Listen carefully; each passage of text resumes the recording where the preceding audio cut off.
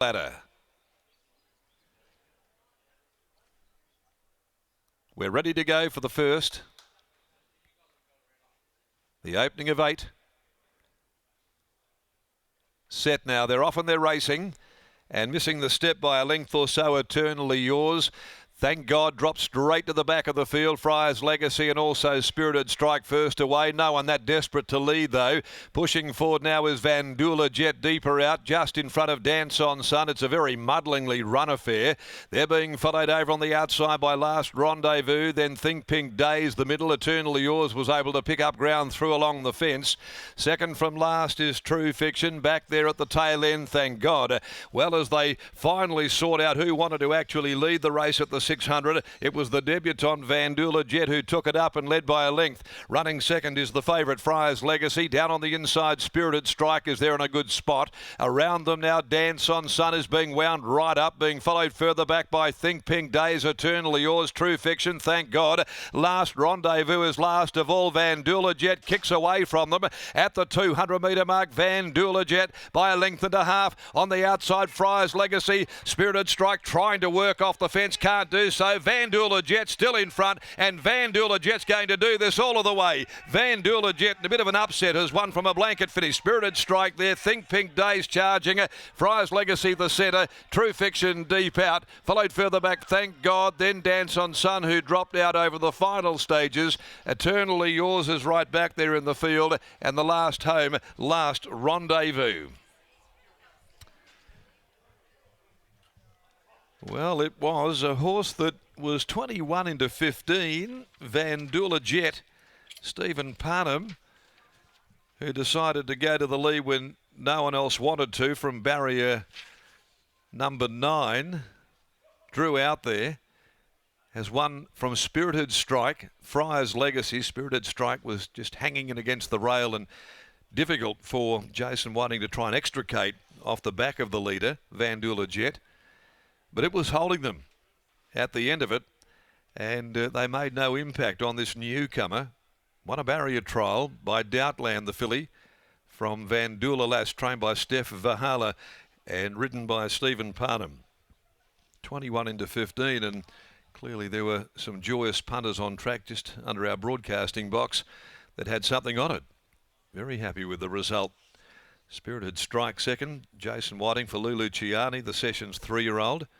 And Friar's Legacy, Chris Parnham for Dan and Ben Pearce are written by.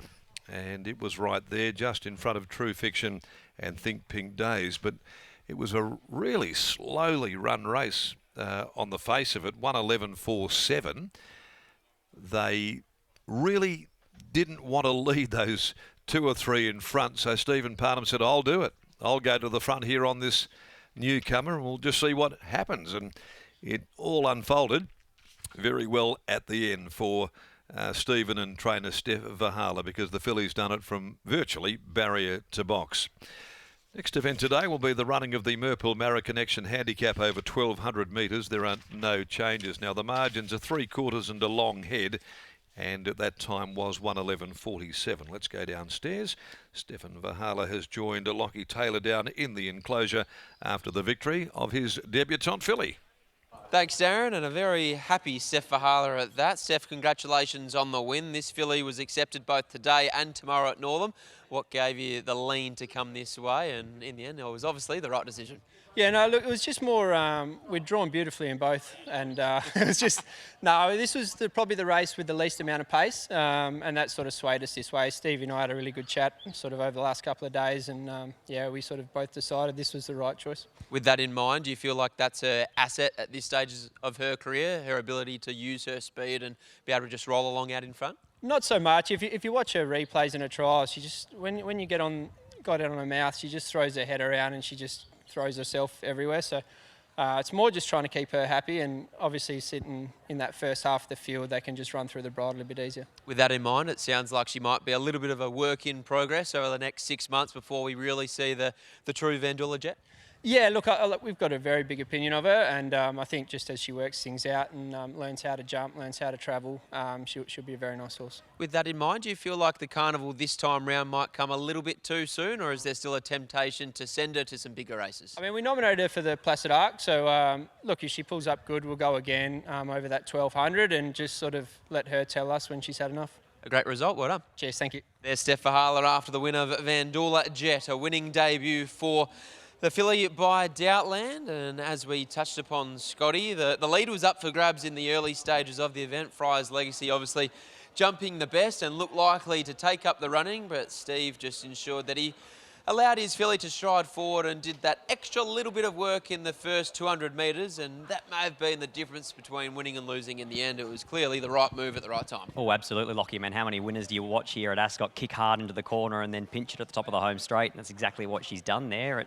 It's a little bit mystifying sometimes. You see horses under restraint there not wanting to lead. Leaders at Ascot has been a recipe for success for so many seasons, but in the end, Stevie Parnham is able to cross them, find the front, and that's a nice way to make her debut at 3-year-old midweek level. She could go to a Class 1 or a Class 3, and they can take their time to work out what's next for her. It's 10, 2, 1 and 3 after the first, and they've stopped the clock there at 1:11:47, so they didn't slouch around there actually in the middle stages. But Stevie joins us now. Stevie, nice way to make your debut. Yeah, beautiful, wasn't it? She only began fairly. The plan was pretty open as to how we'd ride her. She raced forward in her most recent trial, but there looked to be a little bit of horses underneath that might hold spots. So going through the first 50, everyone looked to seem to want to take a hold. So I allowed her to stride. She got to the front. She did a little bit of work, but then she cruised from there and she put them away. It was good. Were you a little bit surprised at how little they kicked up underneath you when you started to charge forward?